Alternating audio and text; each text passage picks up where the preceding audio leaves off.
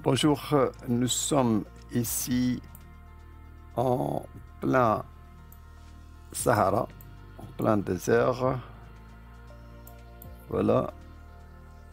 Et ce que l'on va faire aujourd'hui, c'est une petite visite à une tour d'une structure assez bizarre, assez particulière. Pour cela, on va faire le départ d'un petit aéroport au centre de la Mauritanie, ici en plein désert mauritanien, Attar, et GQPA. Et on va rejoindre le nord-est pour visiter notre structure. Et au cours du chemin, bien sûr, on va s'arrêter sur pas mal de choses qu'on peut voir sur la surface de la Terre. Donc c'est toujours un plaisir de voir des paysages désertiques et les structures que le vent va dessiner sur la surface de la Terre, etc. Donc là, c'est vraiment, on va pas dire au nord de la Mauritanie, mais au centre de la Mauritanie. Donc ça, c'est vraiment le centre. Bon, Nouakchott, la capitale, elle n'est pas là, pas ici, bien sûr. Ça, c'est le nord de la Mauritanie, Nouadhibou. Et là, c'est Attar. Voilà. On va dessiner d'abord un... On va prendre un plan de vol VFR à partir donc de cet aéroport. Donc comme départ, GQP1. Bon, 03, OK. Puis on va essayer d'atterrir vers le nord sur un petit aéroport Zouirat. Donc qui s'appelle Tazadit. Bon, 027, c'est plutôt 09. Oui. OK. Et au passage, on va faire quand même un point autour de cette structure. Donc vous voyez que on a quand même à peu près 200 miles à faire. Donc on va pas, bien sûr, on va essayer de raccourcir un petit peu les choses.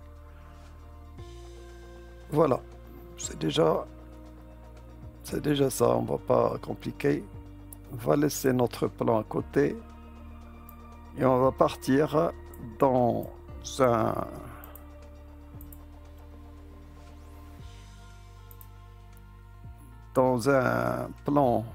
dans notre plan, bien sûr. On va chercher Zouirat, donc non, on va chercher notre aéroport. Il est à peu près ici. Enfin, si je me souviens, Attar, c'est ça, oui. Donc Attar. Et on va chercher l'autre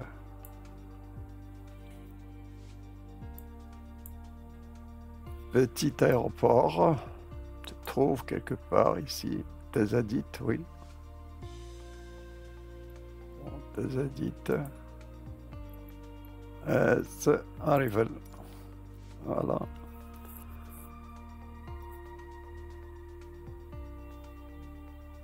Voilà, donc on va se contenter de ça. Bien sûr, on va se diriger essentiellement par notre plan sur Little Navmap ici. C'est déjà ça, donc bon, on va rien ajouter, on va partir. Voilà, nous sommes déjà sur notre avion ici. On va partir tout simplement, on ne va pas rester beaucoup puisque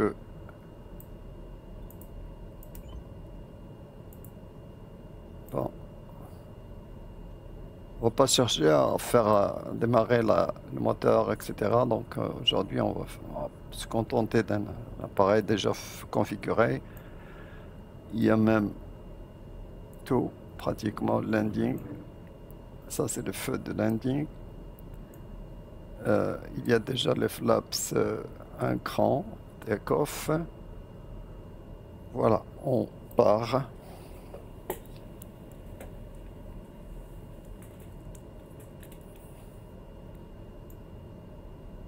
Par de l'oxygène. On va mieux le mettre sur on. Bon, on va pas monter à haute altitude puisque voilà, on va partir. On part malheureusement pas vers le sud.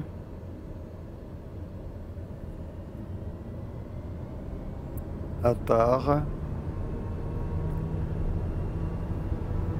On part vers le sud, mais comme vous avez vu, donc à 80 je vais décoller. Comme vous avez vu, il vaut mieux que l'on prenne un petit peu. Là, je remonte mon train d'atterrissage. Je remonte aussi le flaps, enfin les volets.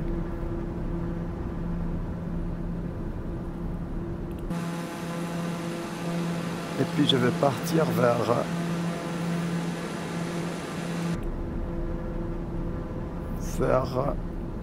bien sûr, lorsque vous allez voir ici, il faut qu'on parte un petit peu. Déjà des alertes. Qu'est-ce qui se passe? Il y a des alertes.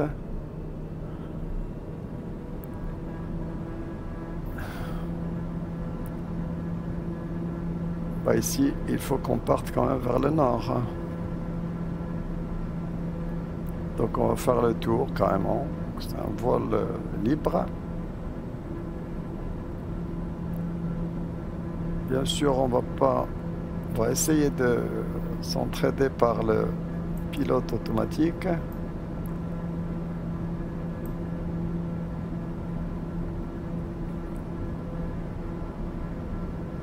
Bon, non, on est bien à 3000. Bon, ça va, on va rester à 4000.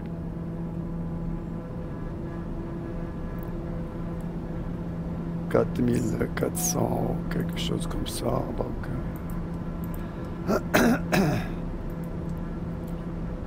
donc on va retenir cette altitude et puis pour notre voilà, pour notre HG aussi, on va retenir vers le nord. Là, ça fait rien. Peut aller avec notre tracé ici. Ah, c'est pas notre tracé. Oui, ça c'est sûr, parce qu'il faut voir quand même notre trajectoire. C'est pas notre trajectoire, c'est 74 magnétique. Donc on va bien sûr partir vers 74 magnétique, et non pas vers le 0. Donc je vais fixer tout de suite 74. Donc 70, ça à peu près 74.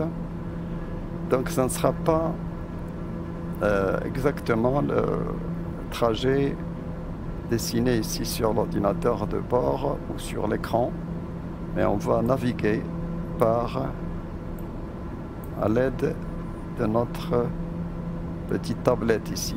On peut considérer ça une tablette. Voilà, on peut la considérer comme une tablette puisqu'on a assez de données ici sur cette tablette, donc on va essayer de le suivre. Bon, on est à 4200, c'est bien, pas la peine de monter trop pour l'instant. On a un cap vers 74 ou 73.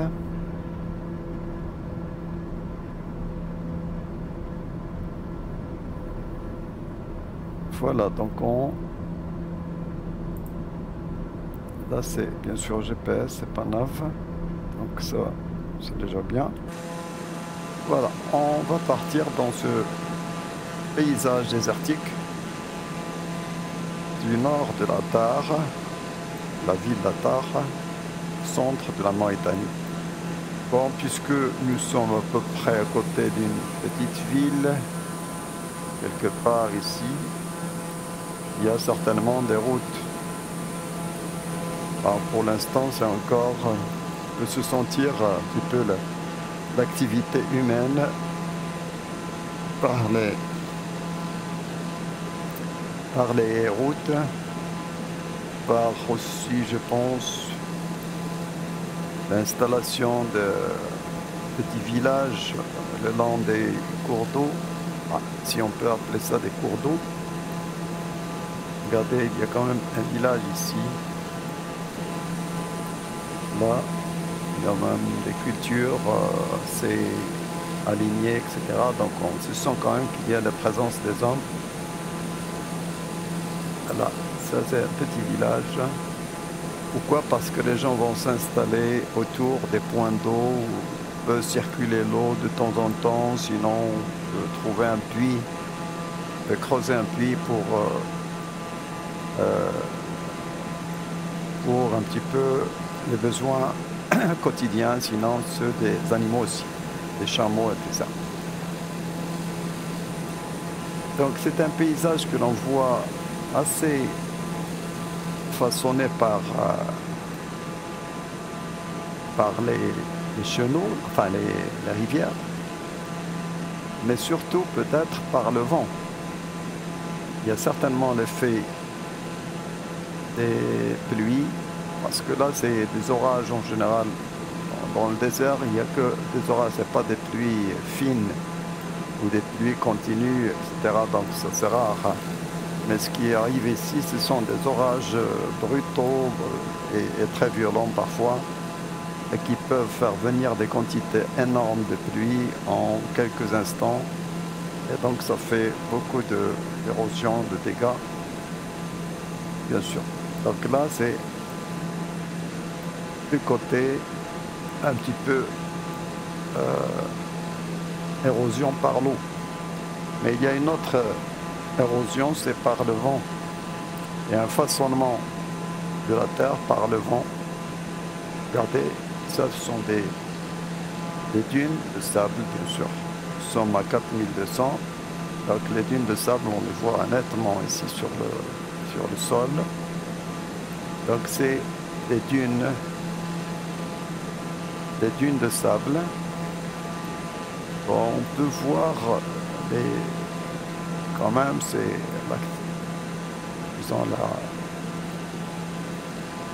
l'action de l'eau sur le terrain, c'est par ces chenaux-là, ces microtalwegs qui se rassemblent vers le bas. Regardez, ça se rassemble vers le bas, ça va évacuer toutes les pluies qui peuvent tomber ici. Bon, ça fait quelque chose comme ça, regardez. Là, ça se rassemble et ça coule dans ce sens. Et dans ce sens, ça ressemble des racines, quoi. Donc ça, c'est très beau quand même. Très très beau. Regardez la diversité et le schéma général que ça fait, c'est extraordinaire. Voilà. Donc tous ces chenaux, ils vont évacuer les eaux vers le côté bas ici. Sur ce côté bas, bon, on voit très bien les sables sous forme de dunes.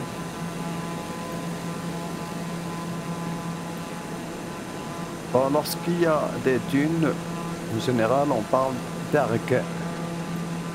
Mais lorsque le sol est dénudé, on parle de rec. Donc là, je peux dire que, enfin, grossièrement, ici, c'est un arc, plus ou moins, parce que vous avez des dunes qui peuvent s'associer, des dunes de différentes formes, parfois longitudinales, parfois isolées. Regardez, on a des dunes. Un petit peu l'aspect longitudinal. Regardez ça. Pourquoi je dis longitudinal? Parce que certainement vous avez ici la direction du vent, c'est du nord-est vers le sud-ouest. Bon, pourquoi?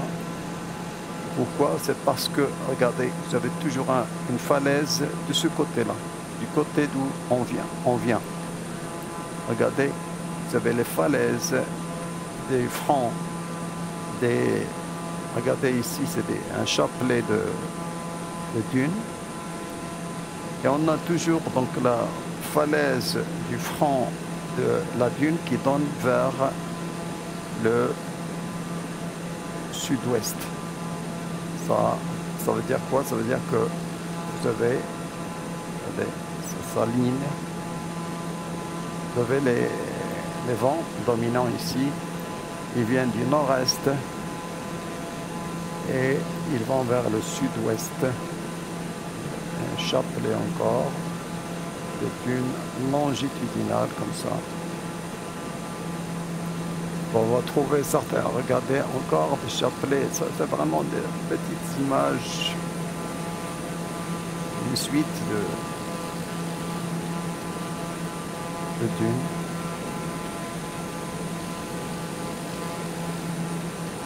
Donc si l'on essaie de voir un petit peu dans ce sens, là, dans ce sens, on va bien sûr vers le nord-est.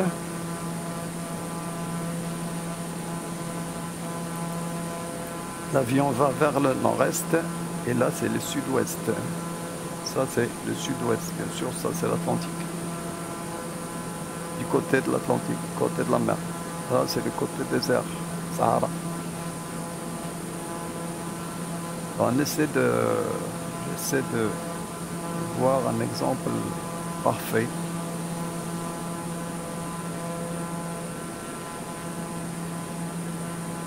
Bon. Il y a beaucoup de... Voilà, il y a aussi, regardez la tracée, pourquoi c'est notre... bon, je ne vais pas faire ici la démonstration, mais on voit très bien ces obstacles qui sont suivis toujours. Lorsque vous avez un obstacle, vous avez toujours le sable qui va se trouver du côté sud-ouest. Bon, je vais essayer de voir ça, on vient de dépasser ça. Il faut un obstacle isolé, comme ça on peut voir. Alors, ça veut dire quoi? Ça veut dire que le vent il va venir du nord-est et il va vers le sud-ouest. Bon, on va voir ça après, je pense. Bon, là, c'est quoi ça? Une petite montagne.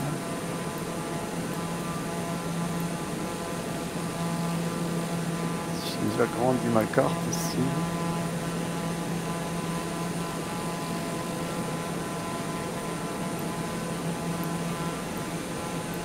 Cette petite montagne que l'on vient de passer, celle-là, ici, elle s'appelle Eshegel. Elle a un nom. La petite montagne a un nom quand même. Eshegel, c'est un repère. Voilà, c'est un sorte de repère. Bien sûr, pour les gens ici, ils se repèrent par des choses un petit peu bizarres. Parce que là, ça se dégage un petit peu de l'ensemble de ce plateau. Et donc, ça, c'est un bon repère quand même. Ici, par contre, c'est ce qu'on appelle un rec. Un rec. Donc, vous avez l'ergue, c'est l'ensemble de sable dunaire en dune. Et lorsque vous aurez du sol dénudé, on appelle ça un rec. Un rec. Vous avez donc les eaux de pluie qui vont ruisseler vers le bas ici. Ça fait des petits lacs où stagne l'eau parfois.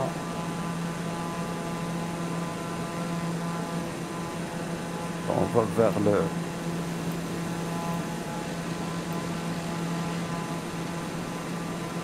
Bon, est-ce qu'on est en train de suivre quand même notre trajet?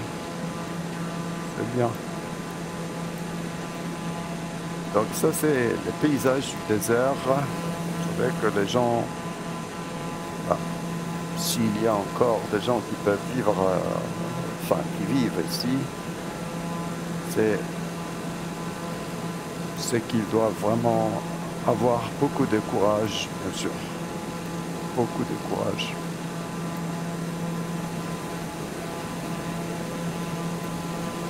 Voilà, ça c'est un rec.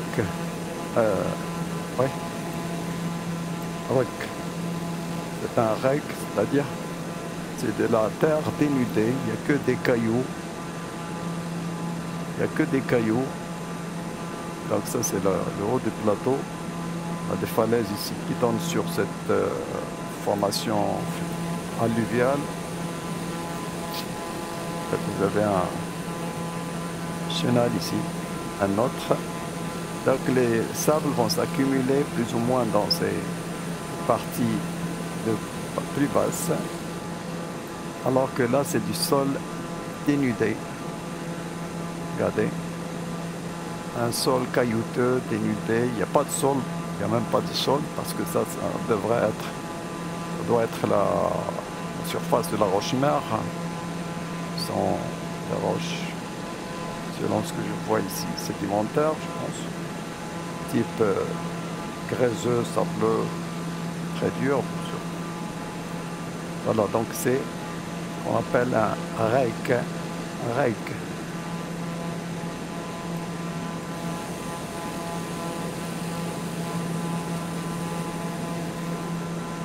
Les sables qu'il y a ici, bien sûr, qui peuvent soit tomber pendant les tempêtes de sable, soit être érodés carrément, ils vont se stabiliser momentanément dans les micro-chenaux ici.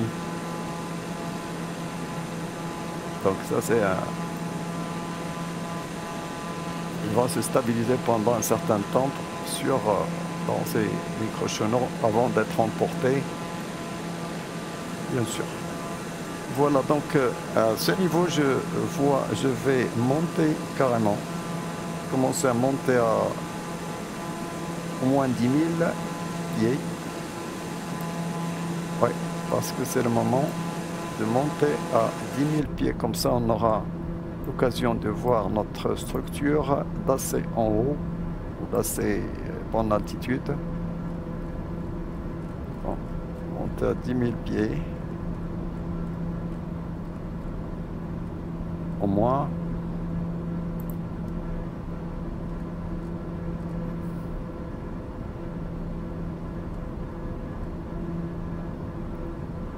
Voilà, on commence à monter. Voilà, donc je reviens ici sur Little Navmap. Bien sûr, c'est un programme qui peut servir comme une petite tablette. Vous l'avez à côté, vous pouvez la mettre sur l'écran. Bien sûr, en avant. Si vous voulez mettre ça en avant, il suffit de mettre ici sur fenêtre, rester au premier plan. Donc là, vous avez une option qu'il faut cocher, rester au premier plan. Voilà. Et donc, vous pouvez toujours le mettre au premier plan et le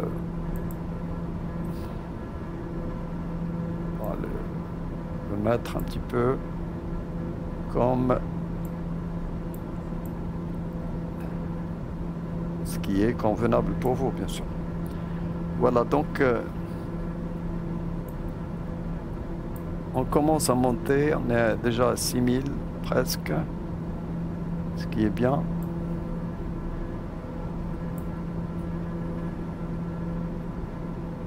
Notre carte ici, regardez, notre carte ici n'a pas beaucoup d'intérêt en fait, du point de vue cartographique, ça ne montre pas grand-chose.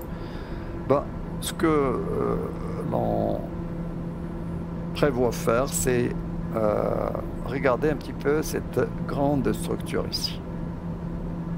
Donc on va essayer de voir cette grande structure.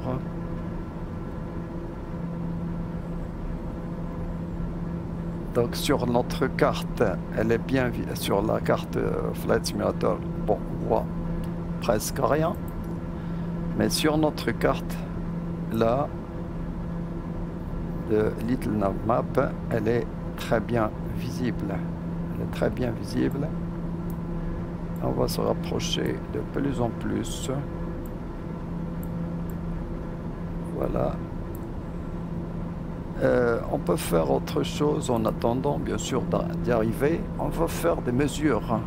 Oui, on peut faire des mesures, regardez. Parce que le chercheur, ici, vous avez quoi? Vous avez une structure. Une structure assez bizarre. Assez bizarre.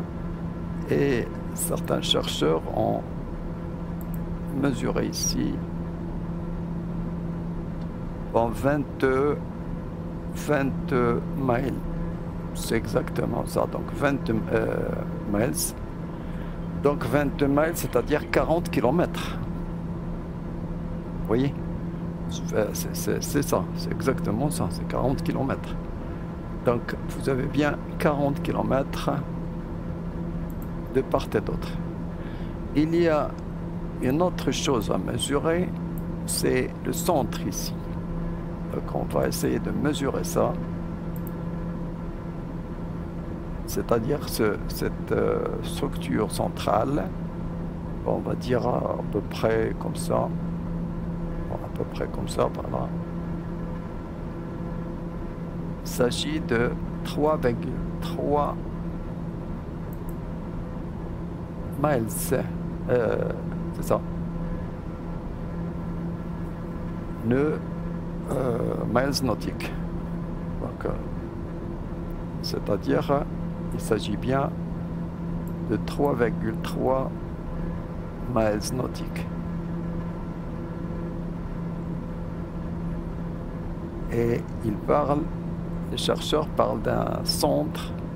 Ça porte le nom de Kelb Reshet.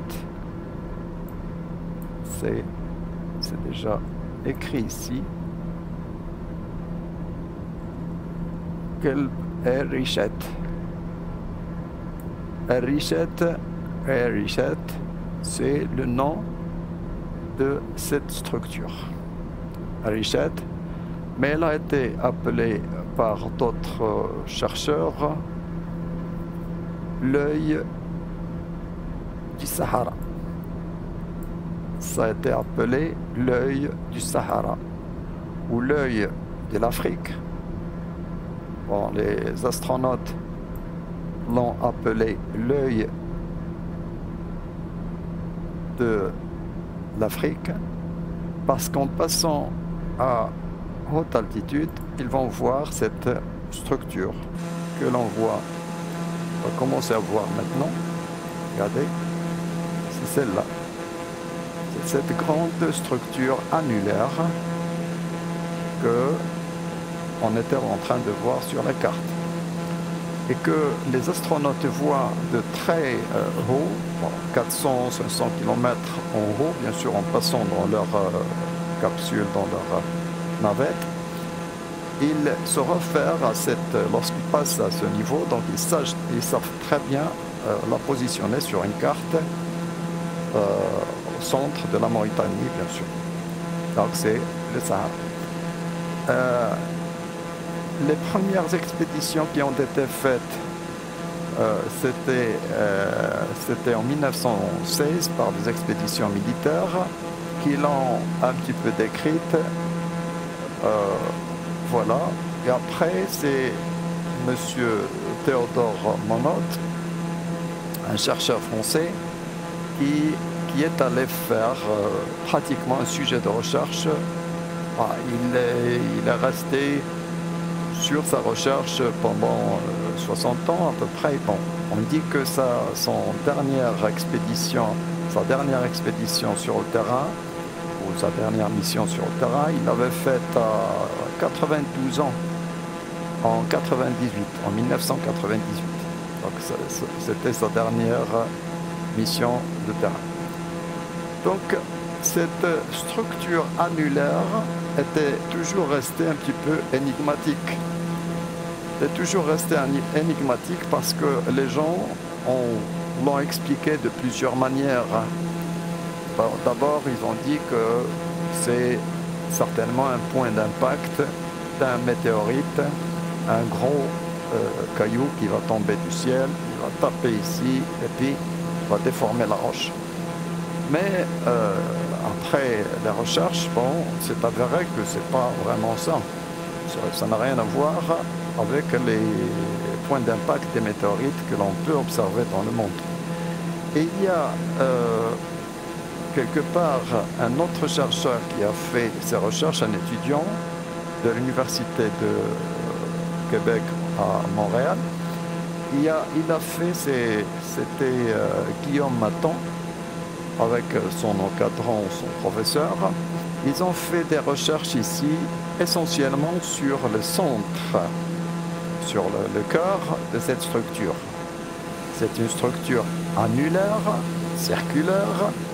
On voit même, c'est la même couche, c'est les mêmes couches qui vont faire des cercles autour d'un noyau. Et c'est une structure avec un pondage vers l'extérieur, c'est-à-dire que ça pend ici vers le nord, de l'autre côté ça pend vers le sud, de l'autre côté vers l'est. Et donc c'est une structure, si vous voulez, ce qu'on appelle géologiquement parlant, on appelle ça une structure anticlinale. C'est une grande structure anticlinale, c'est-à-dire un bombement, quelque chose en dôme, quoi. Et là, ce qui est important ici, c'est que, bon, vous voyez le ruissellement, il se fait vers le centre. C'est très intéressant de voir ça, parce que par la suite, il y aura des lacs qui vont s'installer tout au long de ces structures. On appelle ça des sépras. On va les voir en détail. Je reviens ici au centre, au cœur de cette structure. Il y a quand même une brèche. Ce qui est important ici, ce qui complique déjà la chose, c'est qu'il y a une brèche. La datation des roches ici, les roches, si vous voulez, sédimentaires intercalées ou interstratifiées ici, ils vont des plus anciennes vers les plus récentes.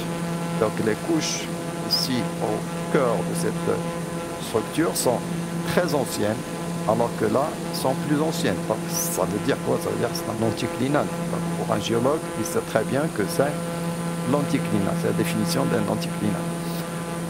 Mais ce qui complique la chose, c'est que le cœur ici, c'est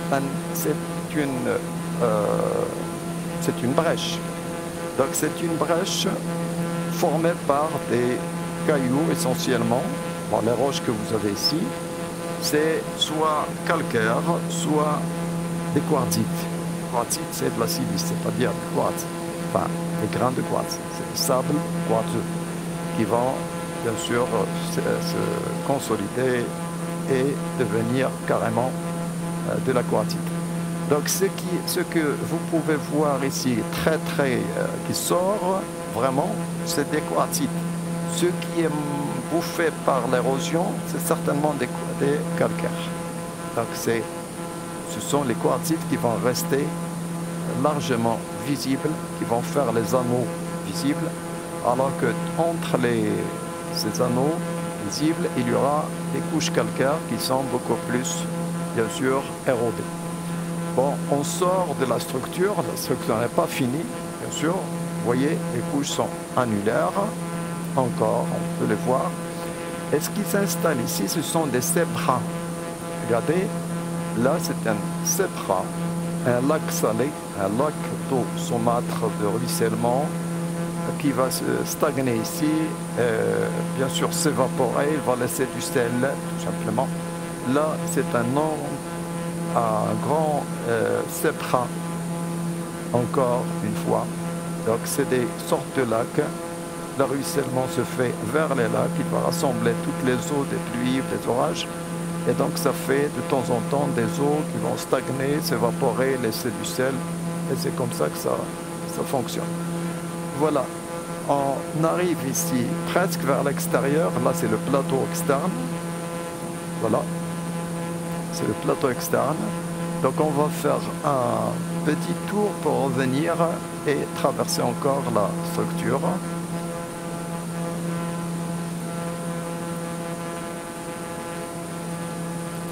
Voilà, je vais faire un tour ici vers le sud et puis vers le nord-est, nord-ouest, voilà. Regardez, on va vers là, c'est bien toujours le ruissellement qui va se faire dans le sens de cette structure. Et tout autour, vous avez un reg, là, un reg. Ça, c'est vraiment un reg, ce qu'on appelle un reg. Mais juste à côté, tout ce que vous voyez ici, jaunâtre, orange, un petit peu rose, ça, c'est un argue. Ça, c'est un arc, c'est que du sable.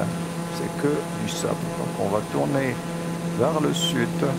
C'est ce que j'ai dit. Donc, on va tourner vers le sud.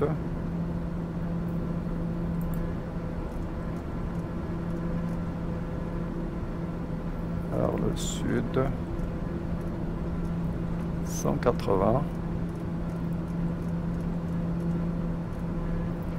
Bon, 180. On va rester d'abord sur le sud. Et puis, on va revenir. Voilà. Regardez, on va revenir, lorsqu'on sera ici, on va traverser un petit peu la structure en allant un petit peu vers l'ouest, puis vers le nord-est. Donc là, regardons, voilà. Ici, c'est un reg, alors que ici, c'est un argue. Argue, regardez, c'est des sables. Et on voit très bien l'allongement, plus ou moins l'allongement. Ce sont des dunes allongées. Ce sont des dunes longitudinales. Ils vont du nord-est vers le sud-ouest. Ça, c'est le sens du vent. Ça, c'est vraiment le sens du vent dominant. Et on voit très bien que ça va du nord-est vers le sud-ouest. On va voir un petit peu l'extérieur. Voilà, on se rapproche.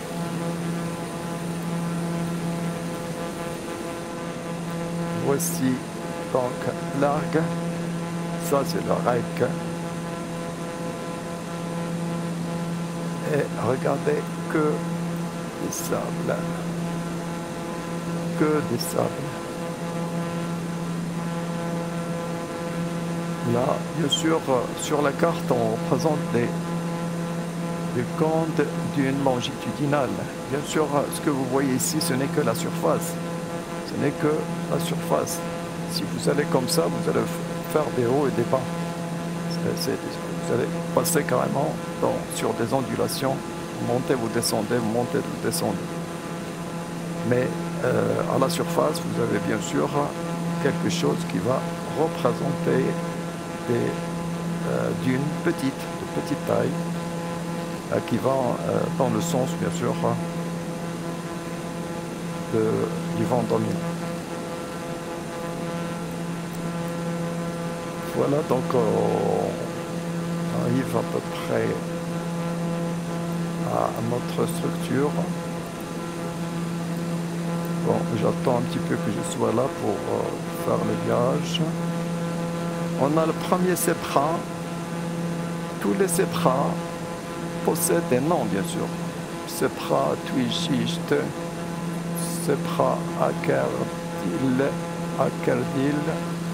etc. Donc les noms donnent, enfin les gens donnent sépra pour ça. Enfin, il y a des petites sépras là, presque à côté du centre, etc. Donc on va reparler bien sûr de la structure, c'est pas encore fini. Voilà, je vais tourner à ce niveau. Là, bien sûr, je vais tourner sur ma droite vers l'ouest.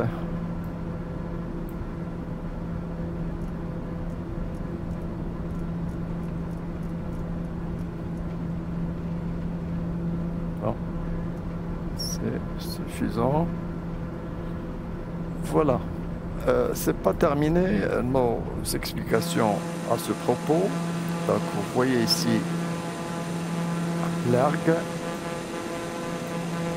que du sable, bien sûr. Là, il ne faut pas du tout imaginer que l'on soit en panne ici ou se perdre dans ce désert. C'est la mort presque garantie. Enfin, il y a des gens qui se sont trouvés là, il y a pas mal de gens qui risquent leur vie pour se trouver du plaisir, mais là, il ne faut pas jouer carrément avec le désert. Donc on va revenir ici. On a le Sephra, le premier Sephra, deuxième Sephra, comme vous pouvez voir ici sur la carte. Et finalement, les explications. Bon, on a parlé de météorites. Est-ce qu'on a trouvé des traces de météorites? Effectivement, Guillaume Maton, le Canadien, n'a pas trouvé de traces de météorites ici. Il a passé beaucoup de recherches, de temps à chercher, à analyser les roches, etc. Ben, il n'a pas trouvé d'indices de météorites, parce que les météorites, quand même, laissent des indices, soit des débris de météorites, soit des roches fondues, soit d'autres phénomènes, bien sûr, liés à l'impact. C'est pas ça, il n'a rien trouvé de tout ça. Et finalement, ils ont donné une explication peut-être plausible, plus ou moins convaincante, c'est que on a une structure anticlinale tout le long. Cette structure, c'est un dôme, c'est-à-dire surélévation par disons, un corps magmatique sous les roches, donc un courant du magmatisme intrusif, si vous voulez, un corps magmatique qui va soulever cette structure à peu près vers 100 millions d'années, il y a 100 millions d'années. Et ce corps magmatique n'a pas atteint la surface, mais ce qui va atteindre la surface, c'est surtout les gaz. Et le magma va dégager beaucoup de gaz.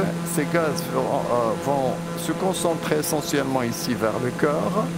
Et ces gaz vont être à l'origine de, si vous voulez, de la karstification. Enfin, on va appeler ça dissolution, tout simplement.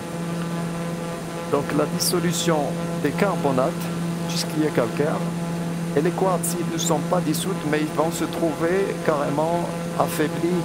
Les couches de quartzite vont se trouver affaiblies et ils vont s'effondrer sur elles-mêmes. C'est-à-dire que la quartzite, ou la couche quartzitique ici, après dissolution du quartz, du calcaire, ils vont, par les gaz magmatiques, ils vont s'effondrer et donc c'est ce qui va donner cette brèche centrale qui a 1 km de diamètre quand même.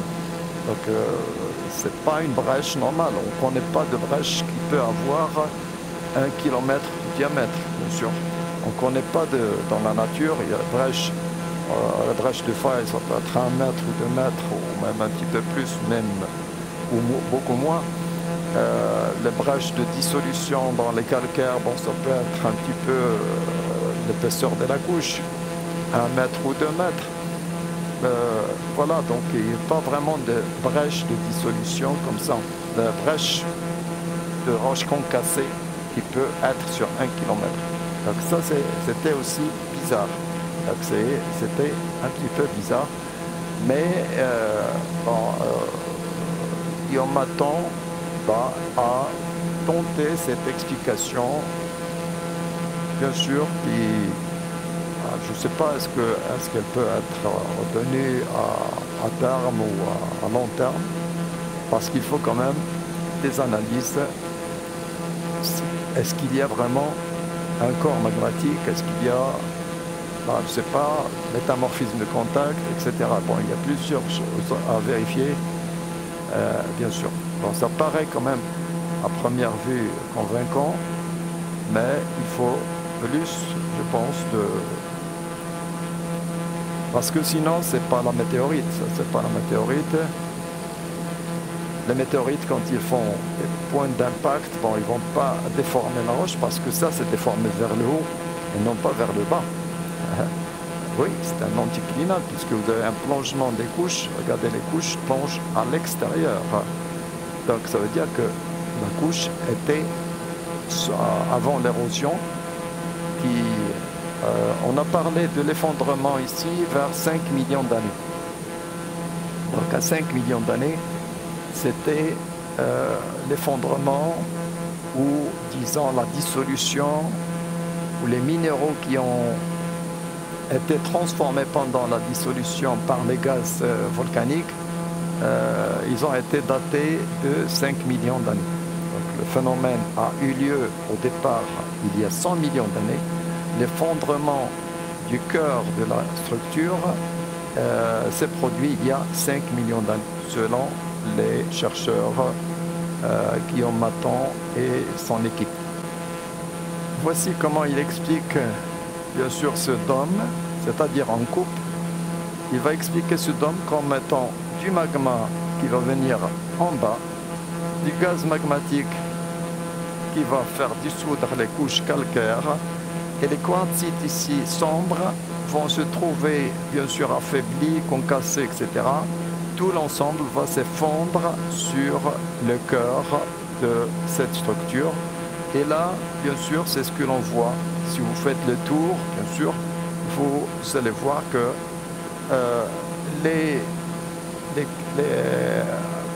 disons, les arguments, ces arguments avancés, sont surtout un petit peu des quartzites, regardez, avec un ciment de dissolution ici, qui est d'origine calcaire, mais avec certainement l'intervention des gaz volcaniques. Donc la structure vue du ciel, même à l'échelle, si vous voulez, sur des images satellitaires, on les voit comme ça, on la voit comme ça. On l'appelle l'œil du Sahara ou l'œil. Lorsque on fait un petit peu des modifications de l'image, on peut voir que certaines couches sortent beaucoup que d'autres. Ce qui sort beaucoup, c'est les quartzites. Ce qui est érodé, c'est essentiellement des carbonates, des calcaires. Voilà, donc un petit peu la structure, c'est celle-là.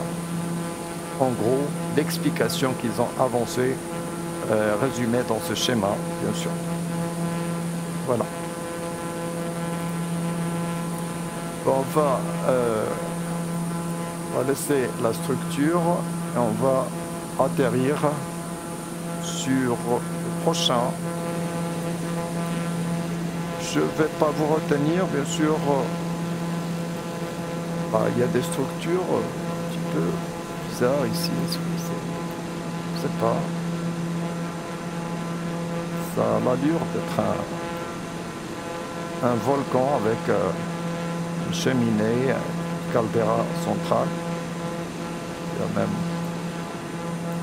Mais je ne sais rien, je ne peux rien dire. De toute façon, je n'ai aucune idée.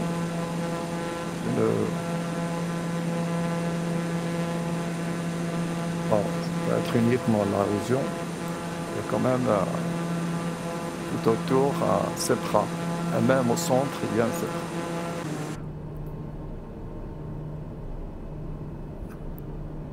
Je vais remettre ma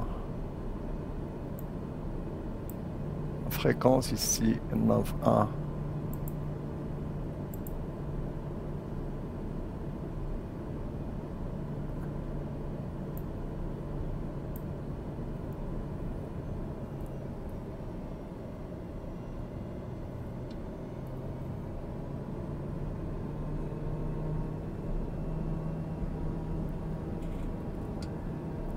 Descendre un train, faire un petit champ ici.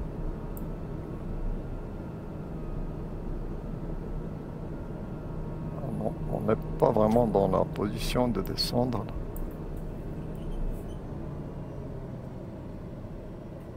Pas vraiment dans la position de descendre. On va faire le tour. Donc je vais carrément annuler le pilote automatique. 9.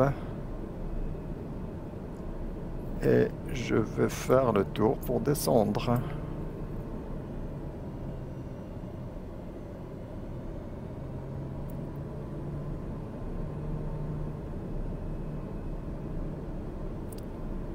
L'altitude.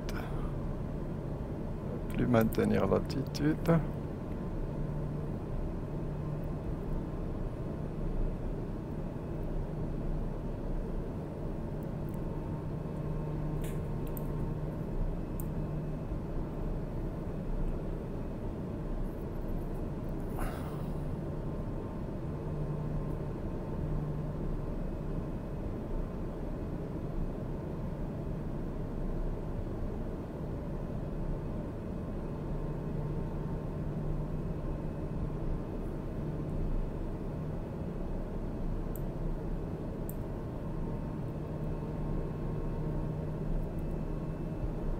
Trois mille cinq cents, ça va, 120.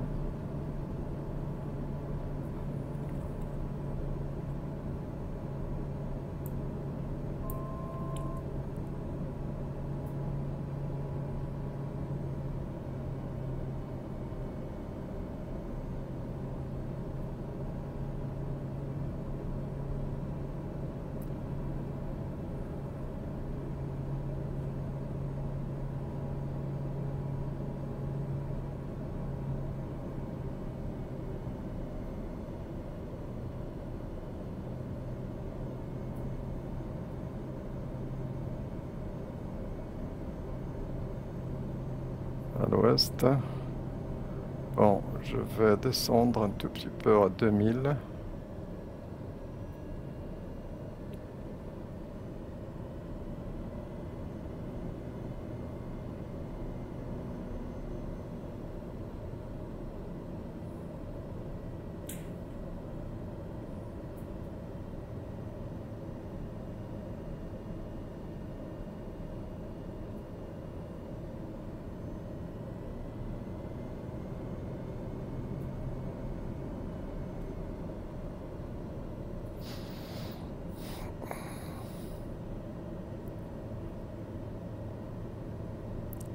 Bon, on va faire un virage pour revenir à l'aéroport.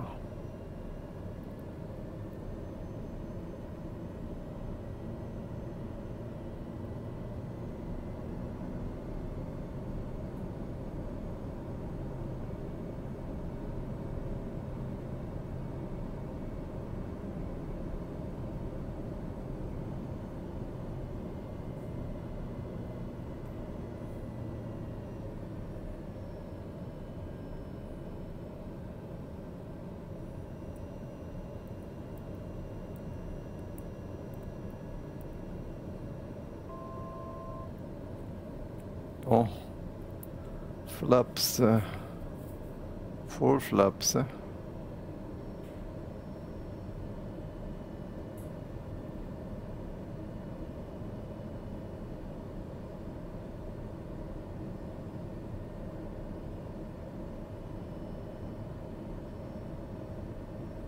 Deux mille. On a bien les trains d'atterrissage.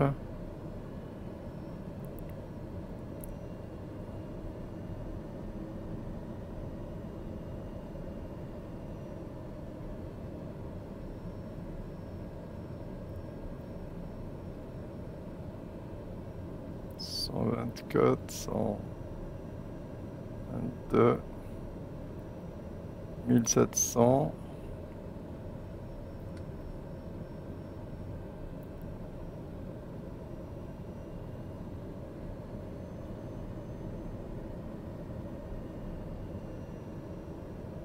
Et 500.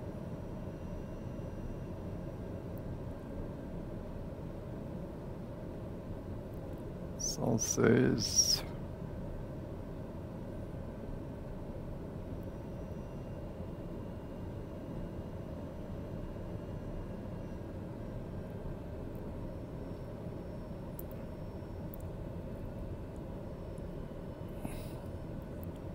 paraît que c'est l'altitude qui est donnée, elle n'est pas correcte, 137. Regardez, on est à 1000 à peu près et on est presque à zéro là. C'est pas normal. Là, c'est erroné. Donc on est descendu à 90, un petit peu 5 nautiques quand même au-dessus de ce qu'il faut. Voilà, on a atterri quand même manuellement sur l'aéroport. Bon, je ne sais pas où stationner. On voit rien. Quand même jusqu'au bout pour voir s'il y a une sortie.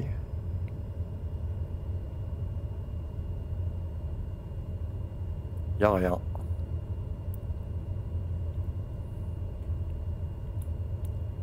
Et on va stationner quelque part ici, c'est tout.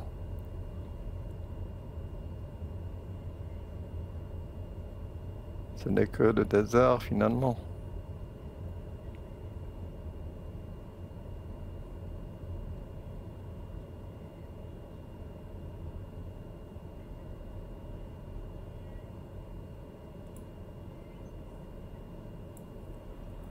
Voilà, on est arrivé à Zouerat. Aural warning, okay.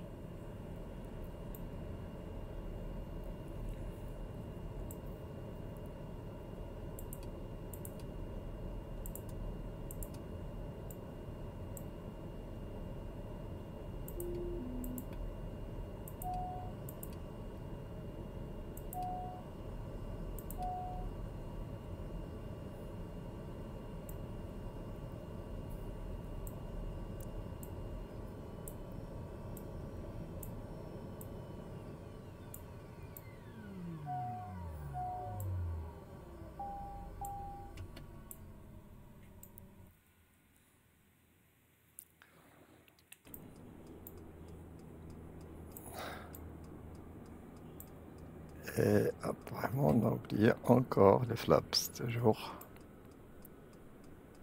Problème.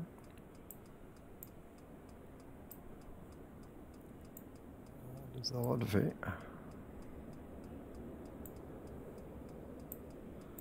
Voilà, ça c'est plein désert, que du vent. Nous sommes à Zouerat. On va revoir notre trajet.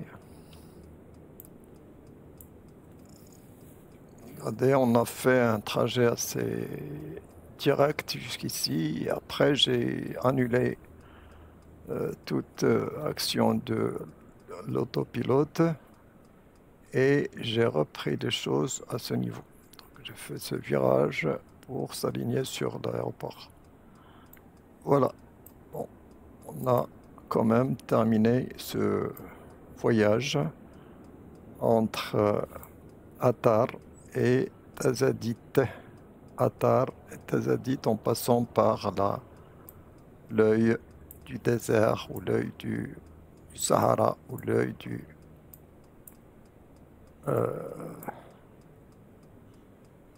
de l'Afrique. Voilà. Je vous remercie. Au revoir et bonne journée.